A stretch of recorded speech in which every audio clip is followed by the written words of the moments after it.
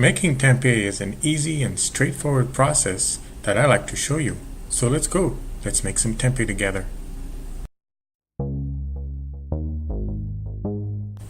For this recipe, we will be using 2.5 cups of soybeans. Note that you can make tempeh with other beans or legumes.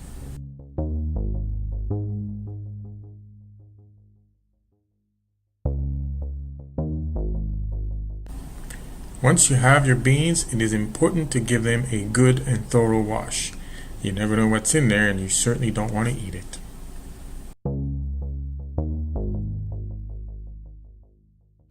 Once the beans are thoroughly clean, it's time to put them in a big pot of water and onto the stove.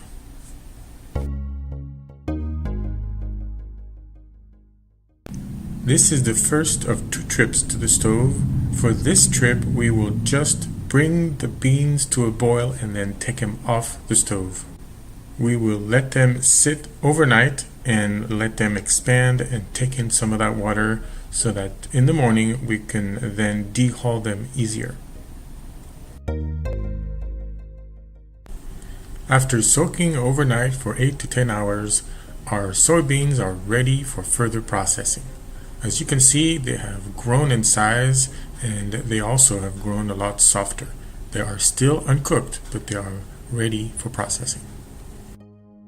For this process, we'll need 2 colanders, one big one for the beans and one small hand one for the hulls.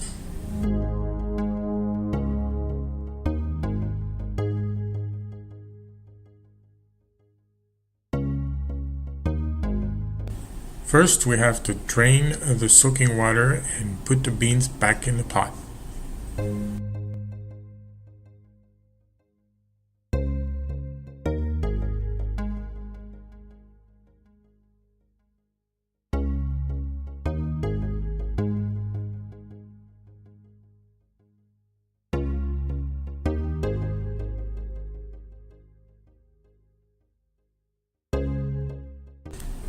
There is no way around it. The dehulling process is definitely a manual process. You have to get your hands in there in the pot and rub the beans between your palms very vigorously. This has 2 effects. Of course, it dehulls, and secondly, it also breaks the beans in half, which is very important for the fermentation process. It just gives the fermentation agents more surface area than one whole bean. After rubbing the beans for a few moments, you will notice that your hands are full of hulls. It's time to flood the pan with water and fish out the hulls with the small handheld little filter mesh.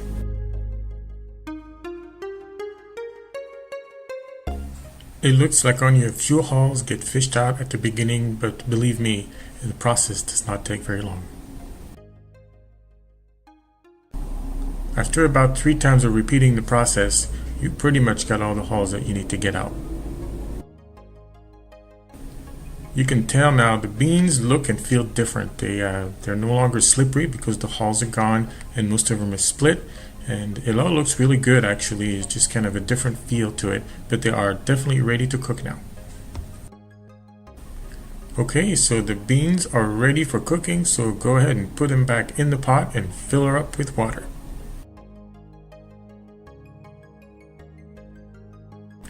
As you're putting in the water, it is important to put about 2 tablespoons of white vinegar just to bring the acidity level just a little bit in the water. That is just makes the fermentation process work better. The organism needs a little bit of an acidic environment. Okay, so after filling up the pot full of water, we can put it back on the burner.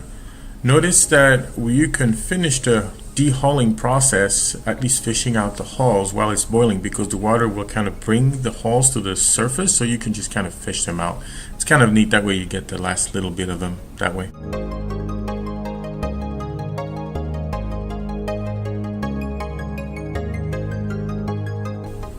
Okay, so now you've reached a full boil. We are gonna cook those bad boys for 40 minutes. That's kind of the last time. My first batch was 30 minutes. I felt like I needed just a little bit more to get them a little bit softer. So I could tell you that 40 minutes works rate.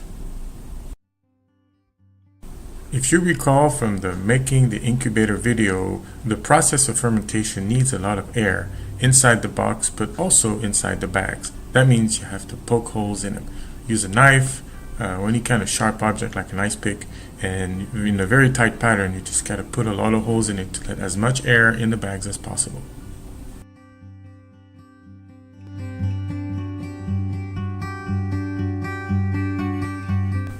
As you can see, there are plenty of holes in that bag. I also take the opportunity to get the incubator started and get the area ready for when the boiling is done. It may look like it's overly organized, but it's better than watching water boil.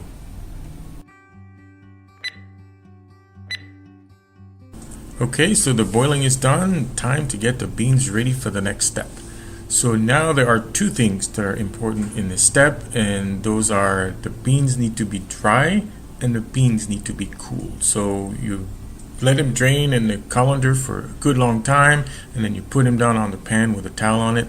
And as you can see, I wrap them in the towel, tap them dry, open it again, spread them out again, do it again, and by the time you're done with it, it should be about body temperature, give or take, and nice and dry. You should have no moisture in the beans whatsoever, at least as close to dry as you can get them.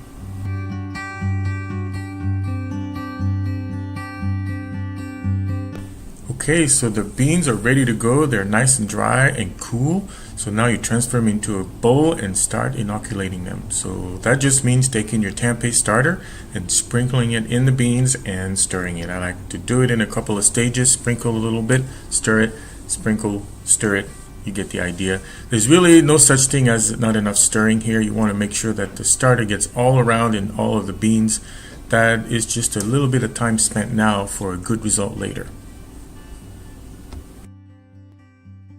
The beans are ready, and so now all that's left to do is just put them in the bags.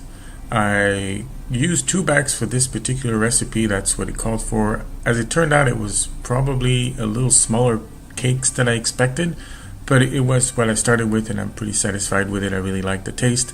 The person that gave me and knows about the tempeh told me that you can have bigger cakes, and it doesn't change anything. It's just a different way of doing it. So anyway, so yeah, you bag them, divide it however many you have, and after that, you flatten them, kind of evenly distributed, and they can go right into the incubator.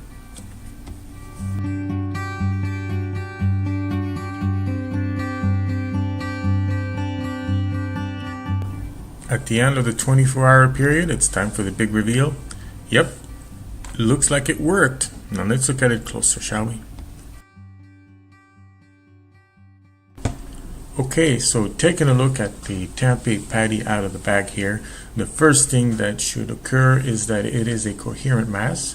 No crumbling, no breaking apart. That's a first good sign of a successful incubation. Then you have should be a lightly yeasty smell, not pungent, not overpowering at all. If you've done that, you've cooked it too long. Also, the white substance called the mycelium should be permeating through, very much like the camembert cheese. It should be nice surrounding it. Also, when you cut through it, as you're about to see here, it should permeate through the thickness of the patty. Now, at this point, the patty is raw. It needs to be cooked before you can eat it. You can pan fry it, or you can steam it for about maybe 7-10 minutes, and then you can use it as an ingredient. You can marinate it after that, or you can even eat it after you steamed it. It's very good after that. So this is it. This is the patty. This is done. You are done. Well, there you go, and there you have it. This is how to make delicious tempeh. This batch is our second batch, and I actually cooked it for 25 hours instead of 24, but it's just to try a little bit more. Fun to make, and it tastes delicious. Like in this stir fry that you can see right here, it was to die for. Thank you for watching. Give me thumbs up, subscribe, and more videos coming soon.